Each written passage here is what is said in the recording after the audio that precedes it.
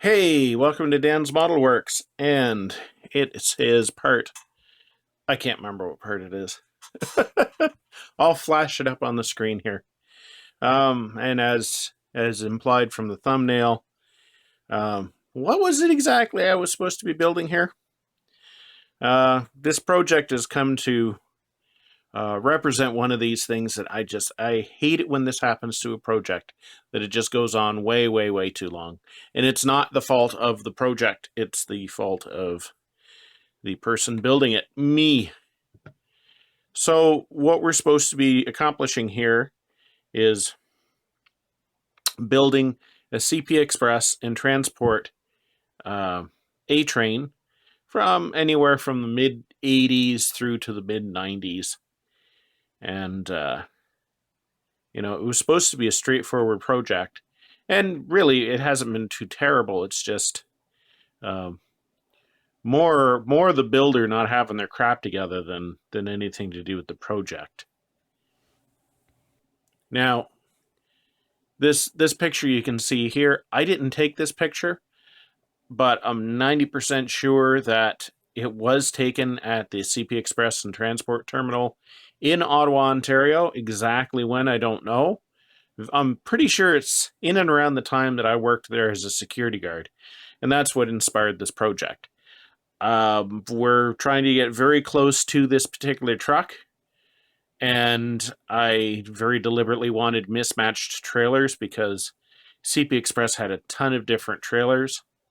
As I explained in part 1 and 2, I worked as a security guard there on weekends, and that's why I wanted to do this project and build this model. So, when all is said and done, we should end up with something that looks like this. Except complete. Tractor, of course, is going to be a medium blue color. It's going to have an air deflector.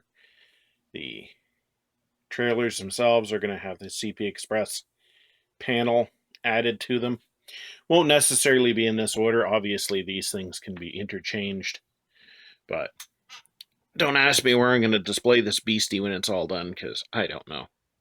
So what exactly have I accomplished? This is a little bit of recap, just in case you haven't seen the previous parts. Here is our tractor. Now, it's a long nose Ford Louisville. I know it's not, as long as the LTL 9000s, but if I flip it over, you can see how much the nose has been extended by. It's actually, a Ford Louisville actually has a pretty short nose. As a matter of fact, here's the nose off of my Coke truck. So you can see the difference in length here. So that was pretty much finished off in the first episode. The interior of the cab is basically ready to go. The chassis basically constructed. Now, the chassis does have some changes from the way AMT intended it, because of course this is their snowplow kit. First off, we have spoked wheels, and they are resin castings from, I believe I used the C-Series kit as the basis for the wheels. So the wheels are resin. The fuel tanks are 100% scratch built, and I will flash up an image now.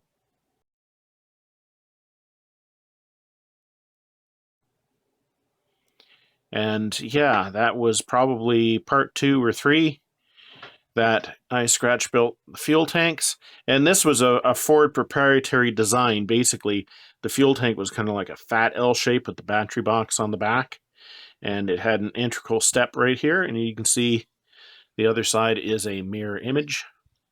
So that pretty much looks well. Look at all the dust on here. Cripes. Well, that pretty much, did it for most of the scratch building on the cab. The only other thing is, I think this was November, December, I started making this mold, and it's been sitting here waiting for me to peel it off all this time. So that does it for the cab itself. The modifications, I just have to paint the cab and bring it all together. A few more bits of work to do on that. The trailers.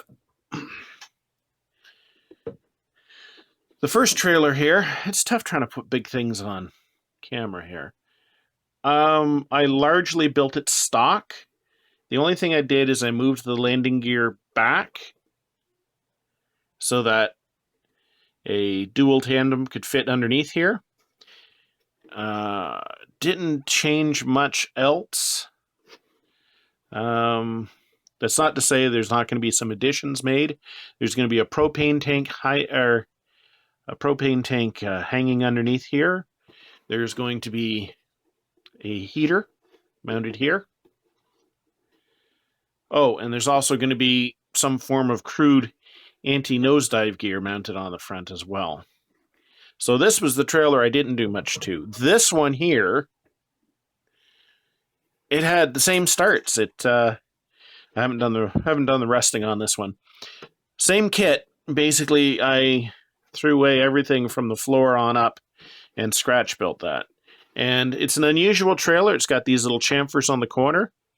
The trailer is actually slightly longer, but it sits farther forward on the trailer because you've got clearance here. And the idea for that, I'm assuming, was to make it more aerodynamic. This one had barn doors, and all of these parts here were made out of resin castings. Now, of course, I still have to put the taillights and everything on this one. This one as well is going to have the propane tank hanging underneath it, and it'll have a heater on it and some sort of anti-nosedive gear on it as well. So the converter, it was pretty standard. I didn't really do anything different with it. So my goal for this episode, unfortunately, it's not going to be get the whole thing completed. I would like to get the trailers probably 98% complete. Like, I want to get the heaters on, propane tanks on, taillights on, the weathering done to this one, and the name boards. That's where I want to get with this, and hopefully the final episode will be the cab being finished off. Hope everyone is up to date now. My apologies for this project going on so long. Of course, part of the delay was my Father's Day tribute project, which was turning the Supernatural 67 Chevy Impala 4-door into a wagon. And if you haven't already seen that, I will put a link up here to the playlist that has these two videos that created that up for you to watch. So, those of you new to the channel won't recognize this area, other than, like, maybe did a building collapse or something. This is my small clutter zone, and it's really cluttered today. I really should clean it up, but I don't want any excuses in actually being productive, so we're just going to press on. First thing I want to get built for this week's episode is the propane cylinders that run the heaters, and then I want to get the heaters done themselves. So we have to scratch build. Basically, it's a forklift propane cylinder. That's what it is. I'll flash up a photo here. So we've got to make one of those. And I did look up the actual dimensions of these things. And basically, I forget the number. Anyway, when you scale it down to 1/25th scale, you end up, and I'm sorry about it, my Imperial friends, you end up with, it needs to be 11 millimeters in diameter, which is actually narrower than I thought. And I just so happen to have some evergreen styrene here, a piece of tube, which, if I'd stop shaking it around and allow it to focus, there we go. Anyway, pretend it's in focus. This is close. This is just under,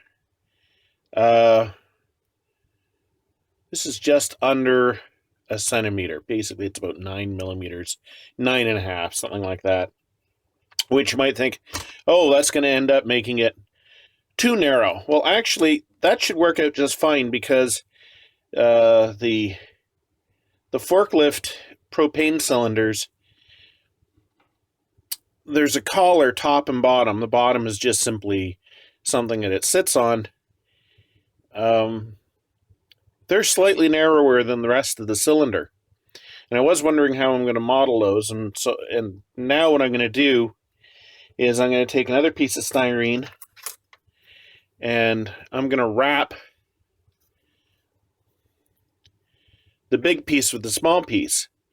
And then that way, this cylinder will end up being that collar that's on the top and the bottom. Basically, the top collar. The various valves and things live inside there and are kept safe. It'll all make sense to you soon.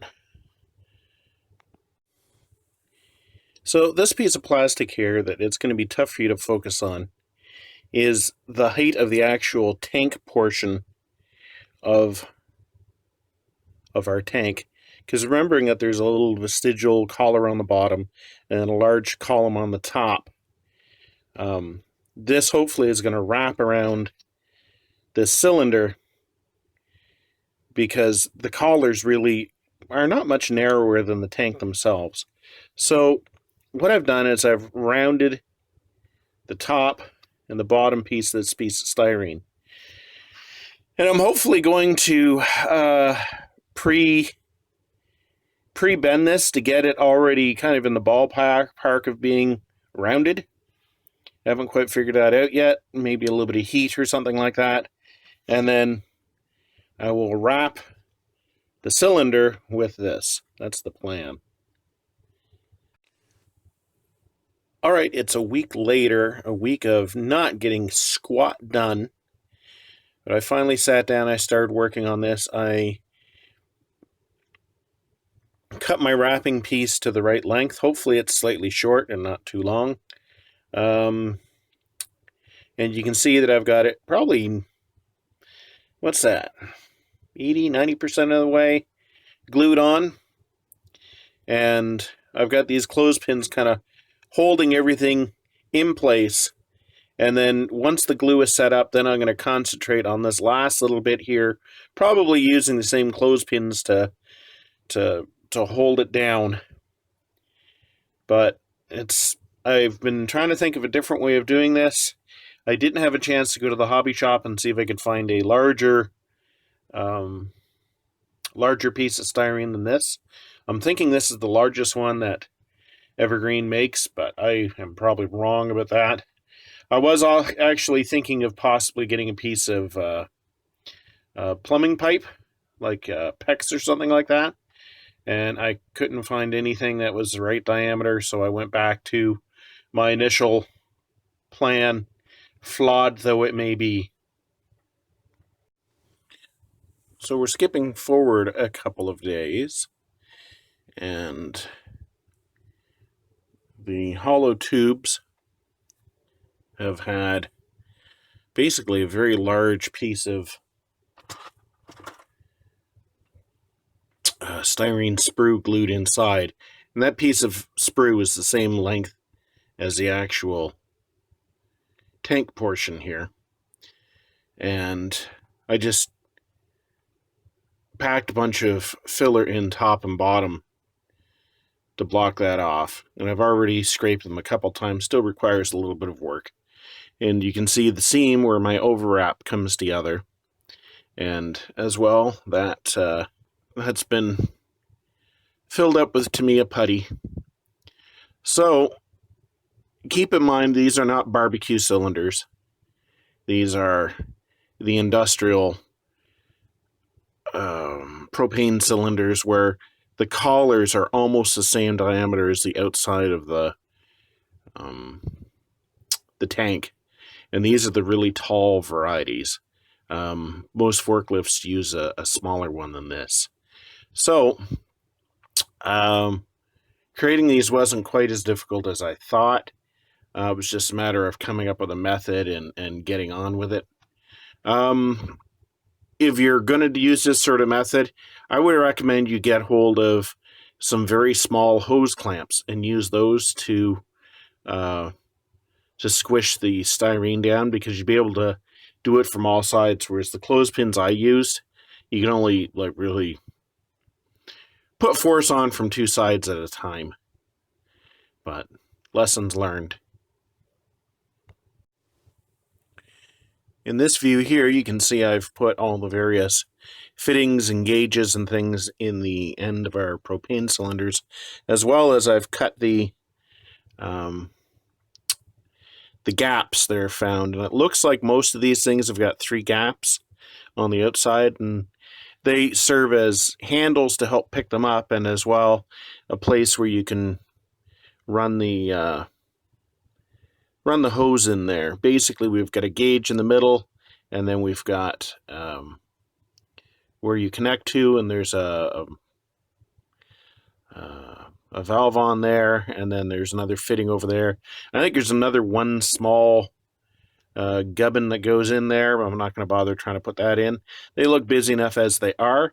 The next step for these is I'm not going to paint them right away. I'm going to wrap them in the framework that's going to hang them from the trailer, and then I'm going to paint them all after all that work's done. We're looking at it upside down, but here is the framework and the bracket that is holding the tank to the underside of the trailer. I've got an old piece of sprue glued to the bottom so I can do the painting, but it's going to look like this when it's mounted under the trailer. So it's time to get out some black paint and some silver paint and go to town on this. I've started work on the heaters that are going to go on the fronts of the trailers, and I've looked online for pictures of heaters for trailers, and I see none that resemble the ones that were used by CP Express and Transport back in the 80s and 90s. It's probably simply a case of who took pictures of trailers in the 80s and 90s. I mean, this was back in the days of film. Did you waste pictures on that? I don't know. Anyway, these are basically derived from my memory, as flawed and imperfect as it is. I remember them as being fairly thin, rectangular, with a rounded top, so that's the way I'm making them. I'm about halfway through putting together the heater boxes. As you can see, they're rounded at one end. That's going to be the top. My next step is going to be to put a piece of styrene along here and wrap it around the top here so it's curved. I've put the outer piece of styrene on that wraps over the top. This one here, I used a very thin piece of styrene. The other one here, I used a thicker one. I think I'm more happy with the thin one. You can see I had to put this one in a vise until the glue set up. I'm going to use them both, but definitely the thinner piece of styrene would have been the better way to go. Construction of the heater boxes is complete. You can see I've just put a small access door here at the bottom. I do recall those being there. There wasn't a whole lot to these things, so they just require a coat of white paint, and they're pretty much going to be done. Several months later. Yeah, so a great deal of time has gone by. Geez, I think at least a month since I've done any work on this project. It's been easily 2 months since the last episode of this project went up. My apologies. This is the sort of thing I kind of resolved that I was not going to do when I started a YouTube channel, have projects that just took forever. So anyway, had some personal matters I had to take care of. They're not 100% taken care of, but they're heading in that direction. I've also been having a lot of lower back pain and hip pain, and when things hurt, you don't feel like sitting on a stool and doing your hobbies. You just feel like crap.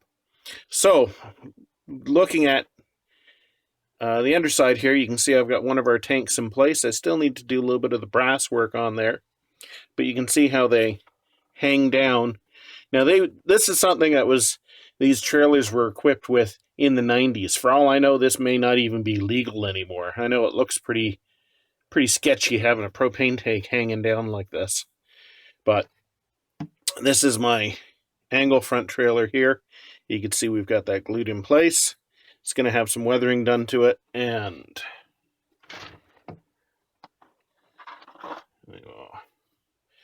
grab the other one, and you can see it has its tank in there as well. Probably the next thing I'm going to be doing is putting our heaters in place here. Much later. Right, so how long has it been since I've worked on this? Well, almost 2 full months. I know for a fact October I didn't do anything, and most of September as well. So I have done a little bit of work here. If we look at the basic trailer here, you can see I've got the plate installed that has the hook for the converter. Let's see, that's a better view here. Now, this is the AMT part. It still requires some more work. Basically, there's no upper part of the hook. There should be a portion that opens and closes and locks. Hold that in place. And as well, we need to install the glad hands. Those are the airline connections. This one had to be installed a little differently, mostly because the bumper structure is different on this trailer. So I had to install this part right here. But the structure that goes from this on back is still in place. And once again, this is going to require the hitch to have the upper part put on that AMT doesn't give you, and of course the glad hands. Now, as I just mentioned, there was more parts we needed, and you can see I've got the upper part of our tow hook there, and it doesn't want to stay focused. And the two little structures on either side, those are the glad hands for the air hoses to hook onto. And as usual with me, just made out of little bits of styrene. And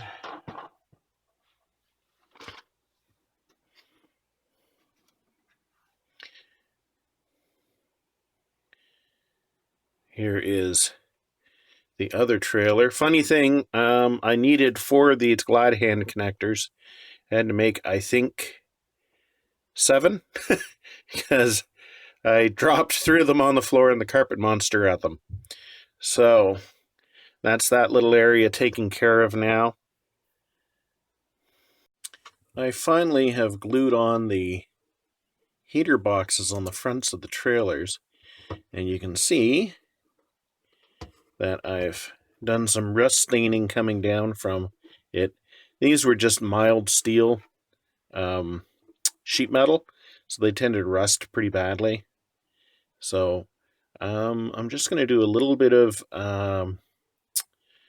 highlighting on these glad hands. Those are the airlines going up on this one. The other trailer, let's get this one out of the way. You can see I've also glued the heater on that one. Now on this one, we still have this empty pocket here. So I'm going to have to scratch build some glad hands to go there, plus a little plug that the electricals would go into, because of course all of this is scratch built anyway. However, I need some super glue to glue my bits and pieces to, and I'm all out. I won't be able to get any for a couple of days. And